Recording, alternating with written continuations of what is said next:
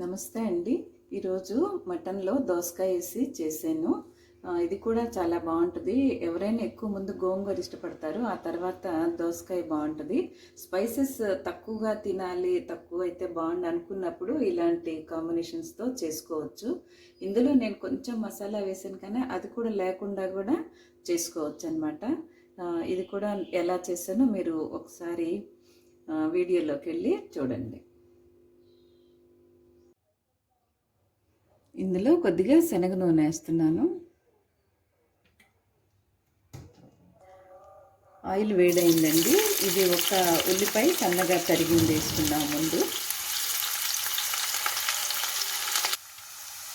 Onions fry అయినాయండి. ఇప్పుడు 2 పచ్చిమిరపకాయ చీల్చేద్దాం.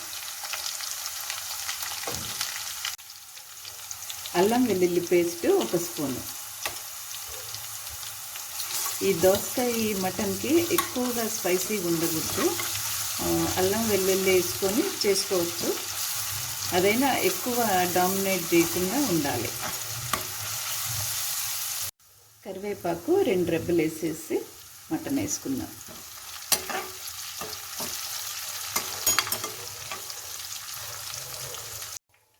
ఇది 3/4 కిలో మటన్ అండి. 2 సార్లు కడిగి శుభ్రం చేసి పెట్టుకున్నాను.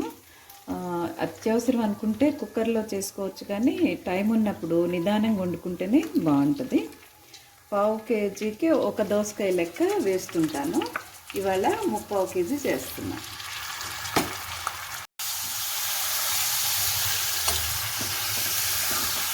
ఇది కొంచెం ఉడికిన తర్వాత, సగం ఉడికిన తర్వాత అప్పుడు దోసకాయ యాడ్ చేసుకోవాలి.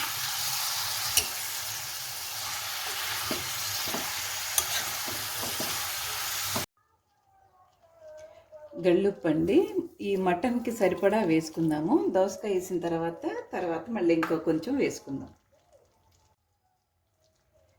కొద్దిగా పసుపు. ఇది బాగా కలిపేసి ఉప్పు సమానంగా పట్టేట్టుగా మూత పెట్టుకొని కొద్దిసేపు ఉడికించుకోవాలి.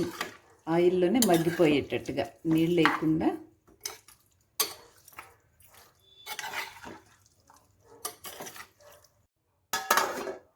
ఒక 10 మినిట్స్ ఉడికించేసుకుందాం.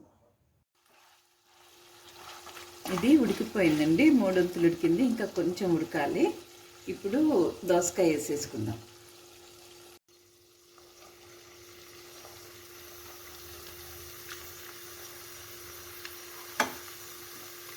ఒక 2 టమాటాలు.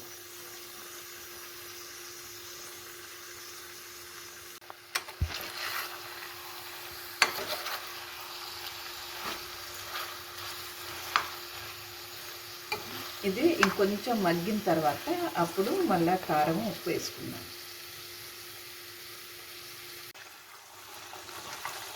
అయిపోయిందండి, అడుగంటుతుంది. ఇప్పుడు ఉప్పు కారం సరిపడా వేసుకొని నీళ్ళు వేద్దాం.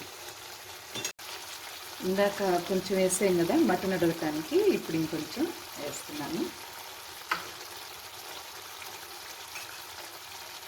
కారం మీరు తినే కారాన్ని బట్టి వేసుకోండి. ఇది 4 టేబుల్ స్పూన్ల కారం వేసాను.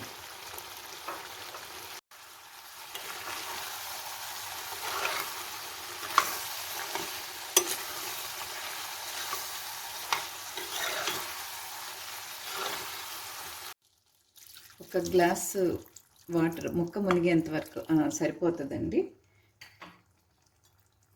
కొంచెం దోసకాయ ఉడకడానికి వేసేసి ఇంకా మూత పెట్టి సిమ్లో ఒక 10 నిమిషాలు ఉడికించుకుందాం.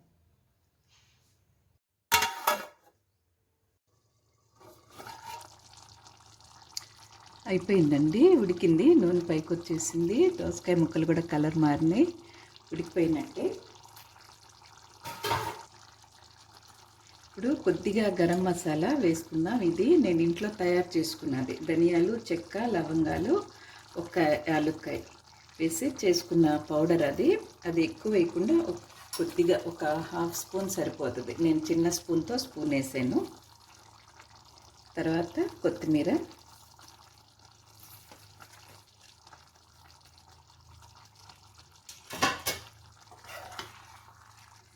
కలిసేట్టు తిప్పేసుకొని ఒక 2 మినిట్స్ ఉంచేస్తే అయిపోతుంది.